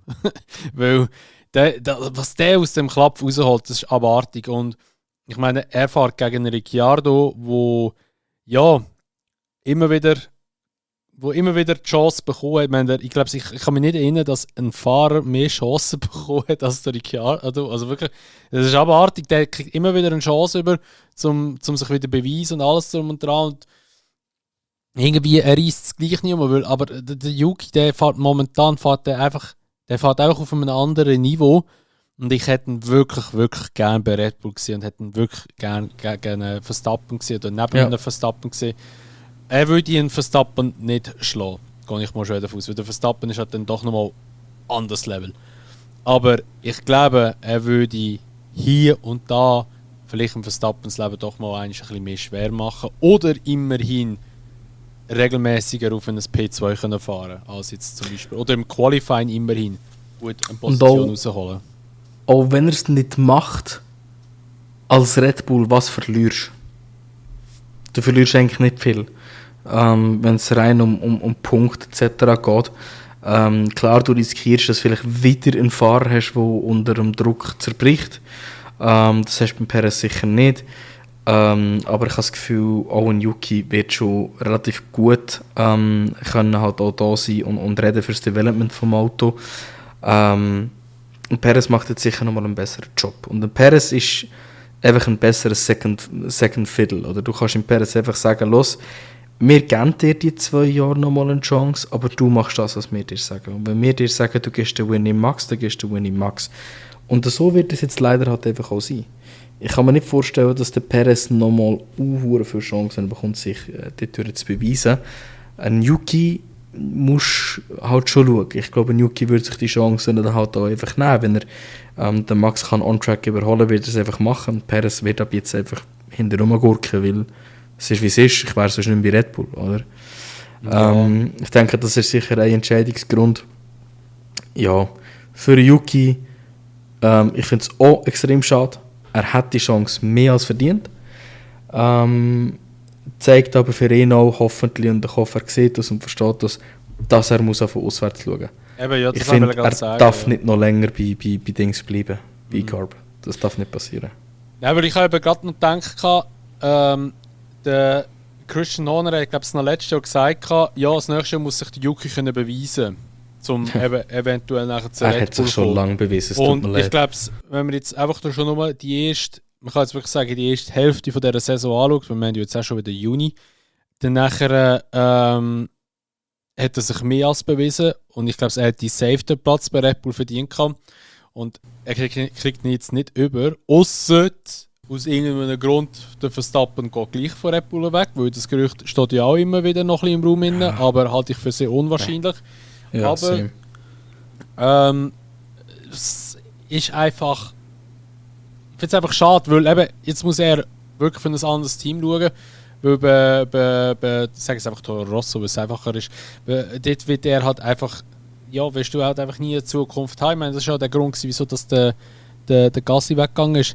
Was natürlich völlig insane wäre, wenn der Yuki zu Alpine würde kommen. Einfach der Gasly und der Yuki wieder zusammen. Oh mein Gott. Stimmt. Das wäre natürlich jetzt richtig krass. Das haben wir gar nicht überlegt. Das wär auch für Alpine eigentlich eine super Entscheidung, sind wir ganz ehrlich. Und selbst wenn es jetzt nicht Alpine wäre, ich sage es immer wieder, also packt er zusammen mit einem Alonso. Das wäre auch ein super Teammate-Pairing und du hast definitiv einen besseren Fahrer als der Lance Stroll. Da gibt es einfach nichts zu diskutieren. Yuki, für mich bis jetzt schon mal wirklich kommt der Trophäen über Most Underrated Driver von diesem Jahr. Und eben, du hast es vorher auch angesprochen, wenn du es vergleichst mit dem Ricciardo seiner Performance, gibt es einfach nichts dran zu hebeln. Ja. Das ist einfach Fakt. Das wäre natürlich schon auch noch krass, wenn die zwei wieder zusammen wären. Aber ich denke zwar eher weniger, dass Alpine Interesse hätte an einem Japaner, denke ich. Weil ich meine, der Yuki ist auch wirklich der Grund, wieso das Red Bull noch so lange mit Honda partnert ist und so alles. Eben, also wegen dem sehe ich auch eher den Move zu Aston Martin, weil du hast auch dort schon die Honda-Motoren, die kommen. Ja, das aber macht einfach mehr Sinn. Aber der Alonso bleibt ja jetzt auch noch 2 Jahre dort. Und der Stroll hat ja eh keinen Vertrag, ist aber für nächstes schon gesetzt. Das heisst, sie müssten einfach den Stroll wirklich rausfetzen, mal, also schon lange überfällig ist. Aber es passieren wird es schlussendlich gleich nie, weil halt einfach der Lawrence im Hintergrund ist. Außer der Lawrence sieht es mal ein, dass der Stroll halt einfach wirklich, dass es nicht bringt. Ja. Ich meine, es sind auch noch der Drugovic. Ich meine, der wäre auch wirklich ein Talent, aber der wird nie eine Chance am besten. Ja, es ist eigentlich schade, weil Drugovic hat wenigstens nicht so wie der Jack Doohan, er hat wenigstens die Meisterschaft auch gewonnen. Klar hat er 3 Anläufe gebraucht, aber der Drugovic, ich habe das Gefühl, er ist definitiv underrated. Ja, es ist wie es ist, gell? Es ist halt einfach Aston Martin ist Aston Martin. Lawrence Stroll macht, was er will, weil er das Cash hat. Und er kann sagen, was er will, weil er das Cash hat. Da gibt es leider nichts daran zu rütteln. Aber ich wünsche dem Yuki auf jeden Fall das Beste. Und ich hoffe, dass er seine Zukunft nicht mit V-Carb vergrault. Chancen für Liam Lawson werden einen Weg aufgehen, habe ich das Gefühl. Ich habe nämlich auch das Gefühl, dass Daniel Ricciardo nicht lang wird bei V-Carb sein. Ich glaube, so ein Team, das relativ viel Veränderung wird in den nächsten 2 Jahren, sage ich jetzt mal. Also der Danny wird wahrscheinlich Ende Jahr gedroppt werden, glaube ich. Habe ich auch das Gefühl. Und dann wird es wahrscheinlich dann im Liam die Chance geben. Was ich auch absolut kann nachvollziehen kann. Und auch muss sagen, dass es auch wirklich verdient hat. Weil der Liam hat auch den Yuki ein bisschen herausfordern im 23. Und von dem her sehe ich das auch eigentlich dort. Ja, wenn ich es richtig in Erinnerung habe, ich muss es gerade schnell fact-checken. Ja.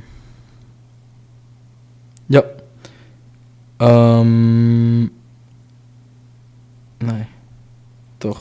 Super Formula. Ja, das ist, glaube ich, das zweite Wort, oder nicht? Genau, das wollte ich eben gerade fact-checken. Es sieht schon danach aus, also die meisten Race. Ja, genau. Zweite. Und wenn das nachher noch weiter in Betracht zieht, der Hitomo Miyata, der jetzt in der Formel 2 komplett am Versagen ist, der hat ja die Super Formula Championship gewonnen. Auch wenn der Liam Zweiter geworden ist, er hat seine schlechteren Resultate nur dann gehabt, wo er für V-Carb gefahren ist letztes Jahr, also für AlphaTauri. In meinen Augen ist er der bessere Fahrer als der Hitomo Miyata. Ja. Also was ich halt einfach geil gefunden hätte, wäre jetzt einfach so gewesen, dass sie den Yuki zu Red Bull genommen hätten und nachher Perez droppt, Ricciardo droppt, nachher Liam Lawson reingenommen und die Iwasa reingenommen. Das wäre geil gewesen. Ja, stimmt. Oh, was macht eigentlich der Iwasa jetzt? Der fährt nicht Formel 2. Der fährt eben Super Formula, habe ich gemeint. 2024. Ich habe gemeint, das ist in der Super Formula. Das könnte sein, ja, das würde auch Sinn machen. Ich meine, das ist einfach die Abstellgleis für Dings. Und der ist er nicht dieses Jahr Formel 1 Testfahrt gefahren, oder letztes Jahr noch? Ich weiß es gar nicht mehr. Ja, Super Formula. Ja, ist er. Also entweder ein Iwasa oder ein Hadjar. Aber das der Hadjar macht einen verdammt guten Job. Ja, aber weißt du, das wäre jetzt halt einfach eine geile Kombi gewesen, plus Japan hat einen zweiten Fahrer, was Honda auch wieder geil finden und so, weißt, wenn sie nochmal weitere Japaner drin hätten und so. Also da wären ein bisschen alle bedient, weißt. Und ja. Ja, es wäre einfach eine coole Kombi gewesen, aber eben, Ja, und das hast ist vor allem halt wieder anders. mal 2 junge Fahrer, die sich wieder messen und aufbauen können, gell? Voll. Haben wir jetzt halt auch schon lange nicht mehr gehabt. Ja, ich meine, das letzte Team, das es hatte, das war wahrscheinlich Haas gewesen, Ja, das ist so. wo 2 junge Fahrer eigentlich in dem Sinn reingenommen haben, von Anfang an, weil ja, ich meine, der Elben ist ja zwar auch noch jung, aber er ist halt auch schon länger dabei eigentlich in dem Sinn. Ja.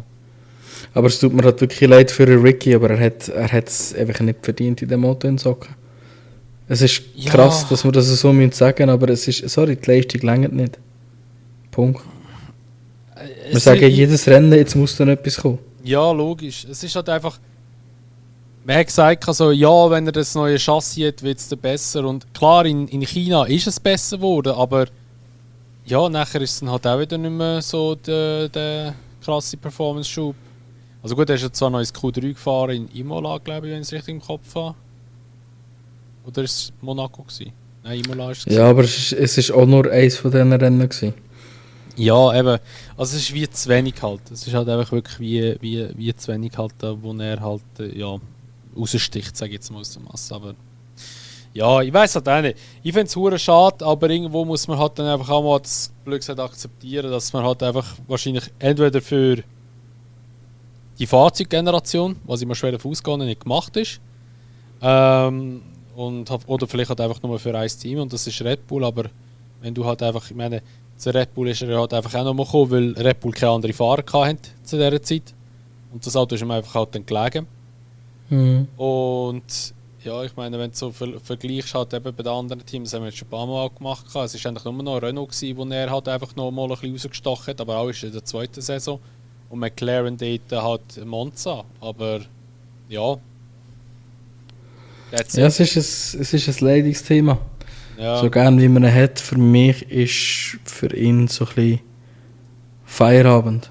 Also Ja. du kannst noch in meinen Augen noch in ein Haas reinstecken, Ja, in ein aber Williams reinstecken. aber dort war es auch nur eine Enttäuschung, bin ich ganz ehrlich. Es Weil ist so. er würde nicht das können bringen oder liefern, wie das jetzt in Hülkenberg macht, bin ich ganz ehrlich. Ja. Und du kannst halt auch schlichtweg nicht darauf wetten, ja, steck ihn in ein Gewinnerauto, dann fährt er schon wieder gut. Es Nein, tut mir kannst du leid, nicht. aber so funktioniert der Sport einfach nicht. Ja, das, Du musst geht Leistung nicht. bringen, das kannst du hochkommen. Ja, das ist so. Ja. Ja, das Ja, ist das schade. ist schade. Das ist definitiv. definitiv so. Ja gut, ich glaube, haben wir alles angesprochen. Haben wir noch irgendetwas auf der Liste? Du hast noch eine Liste gehabt da, aber ich... Ja, ich es sind habe noch 2, verloren. 3 kleine Themen, dass zum Beispiel der Pierre Vacher den Vertrag verlängert hat bei Red Bull, das ist der Technical Director, aber das habe ich das Gefühl, ist mehr so ein bisschen Publicity-Stunt, so hey, der Adrian geht, aber der bleibt, so wow, super cool. Ah, ja stimmt, Adrian Newey hat angeblich laut internen Quellen von irgendwelchen Magazinen da wieder hat er anscheinend in Monaco den Vertrag bei Ferrari unterschrieben. Ja, würde mich nicht erstaunen. Der Fred ist aber ein absoluter Gott im Nichtsagen. Aber er hat ja auch beim... Er ist wirklich... In Miami, Alter, das Video ist so legendär, weil wie er einfach zum Wo er zu McLaren geht. Ja, genau. Das ist genial. Das ist genial. Und auch, wenn er mit dem Leclerc zusammen zu Monaco in Dings gumpet ist ins Meer, das finde ich auch geil. Ja, das habe ich noch geil gefunden. Dort hat Red Bull Admin unter einen geschrieben gehabt, you could have just asked and used our pool, und dann nachher irgendein anderer kommentiert gehabt, just because you got nothing to celebrate. Ja. Ja, ich habe kurz voneinander genommen. Ja, wirklich, wirklich. Nein, aber der Fred ist halt wirklich ein Gott dort durch. Er hat kurz bevor die Hamilton News gejobbt worden sind, ist er auch schon gefragt worden, ja, kommt Hamilton vielleicht mal zu Ferrari? Und er hat auch dann gesagt, ja, ich weiss nicht, es gibt nichts zu sagen und so. Und jetzt hat er genau dasselbe gemacht, oder ich weiss nicht, es gibt nichts zu sagen und so. Ich glaube, es ist one of the worst kept secrets at this point. Ja. Das wird stattfinden, dass der Adrian zu Ferrari geht. Wäre geil. Ey, Genau. vor allem, da musst du dir mal vorstellen, weißt du, ich meine, der letzte, der wirklich eigentlich so krasse Kaliber im Team hatte, das war der Sean Todd, so Schumi-Zeiten. Ja, Mit Ross dem Braun. Ross Braun. Bei Notto war er dort erst Mit dabei, dem- gewesen, aber ich lasse jetzt mal weg. Und dann Ja.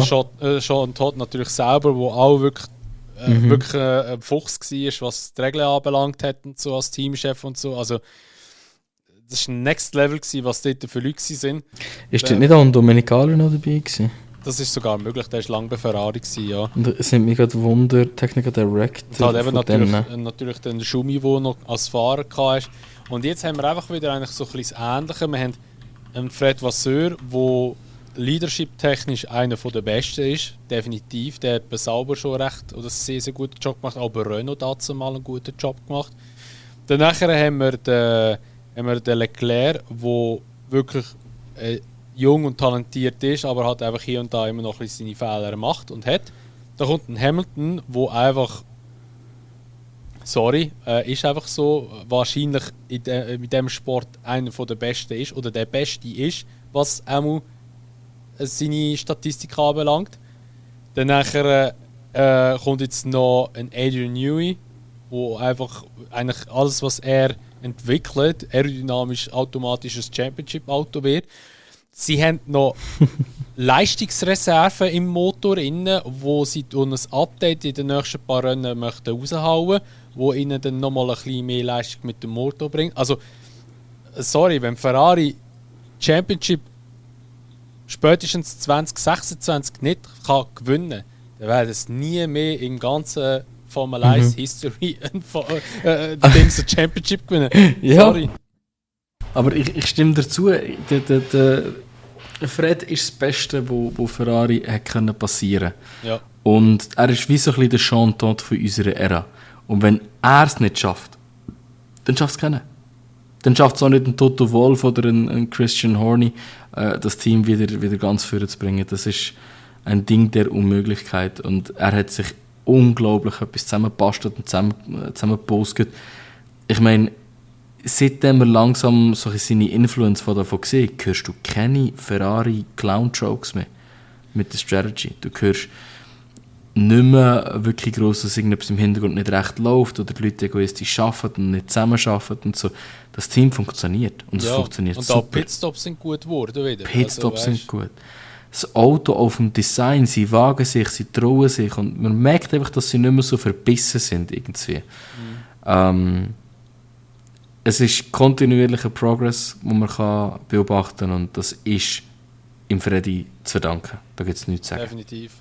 Ja, es ist auch geil. Ich meine, Ferrari gehört halt einfach auch zuoberst her und nicht irgendwie einfach so im Mittelfeld, wie es jetzt irgendwie im 19 oder im 20 war, weil das ist wirklich dramatisch war. Und die gehören einfach dort oben her. Es ist halt einfach so und es ist jetzt was sieht gut aus und McLaren hat jetzt auch nachgezogen und es bringt wieder so ein bisschen den Oldschool Battle wieder ein bisschen unterführen.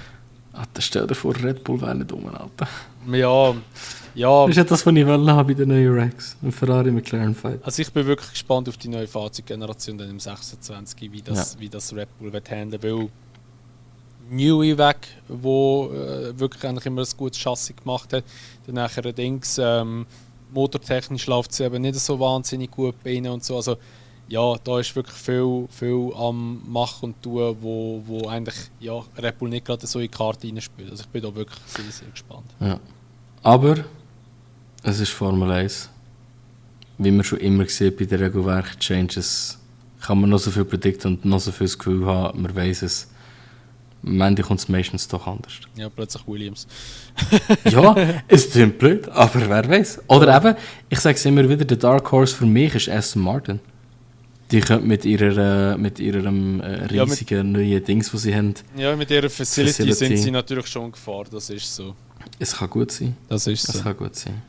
Ja, aber ich glaube, da haben wir einfach alles angesprochen, was wir ansprechen wollten. Wie gesagt, es tut uns mega leid, dass jetzt die Unsafe Race-Episode so spät ist, jetzt rauskommt. Wie der Schub schon gesagt hat, wir haben beide beruflich und privat Film durchgehabt, darum sind wir leider nicht dazu gekommen. Aber wir haben es immerhin nicht so geschafft und wir versuchen in 2 Wochen wieder eine rauszahlen. Jetzt das nächste Rennen ist schon in Kanada. Da folgt ein Tripleheader mit Spanien, Österreich und Silverstone, gell, haben wir gesagt. So, yes, richtig. Also jetzt kommen dann die richtig guten Rennen. Spanien könnte wahrscheinlich noch mal ein bisschen zäh werden. Kanada soll es pissen wie Hölle dann. Und danach kommt Österreich und vor allem dann Silverstone, wo ja uns eigentlich in den letzten paar Jahren immer sehr, sehr geile Rennen geliefert hat mit Through goes Hamilton. das ist so ein geiles so ein gutes Rennen Rennen gewesen. Das war super gewesen. Das war wirklich geil gewesen. Und ich freue mich mega drauf. Und ich würde mich auch freuen, wenn ihr das nächste Mal wieder dabei sind bei der nächsten Episode vom Unsafe Release. Das wäre es mit der heutigen Episode. Wie gesagt, danke vielmals, dass ihr bis dahin zugelassen habt. Und dann können wir uns wieder, wie schon gesagt, in der nächsten Episode. Bis dann wünschen wir euch ein schönes Tag. Macht's gut und schön. Nein, scheiße, das war falsche Abmoderation. Das ist eigentlich die Abmoderation, die ich in meinem Stream brauche. Dann hören wir uns einfach wieder in der nächsten Episode vom Unsafe Release.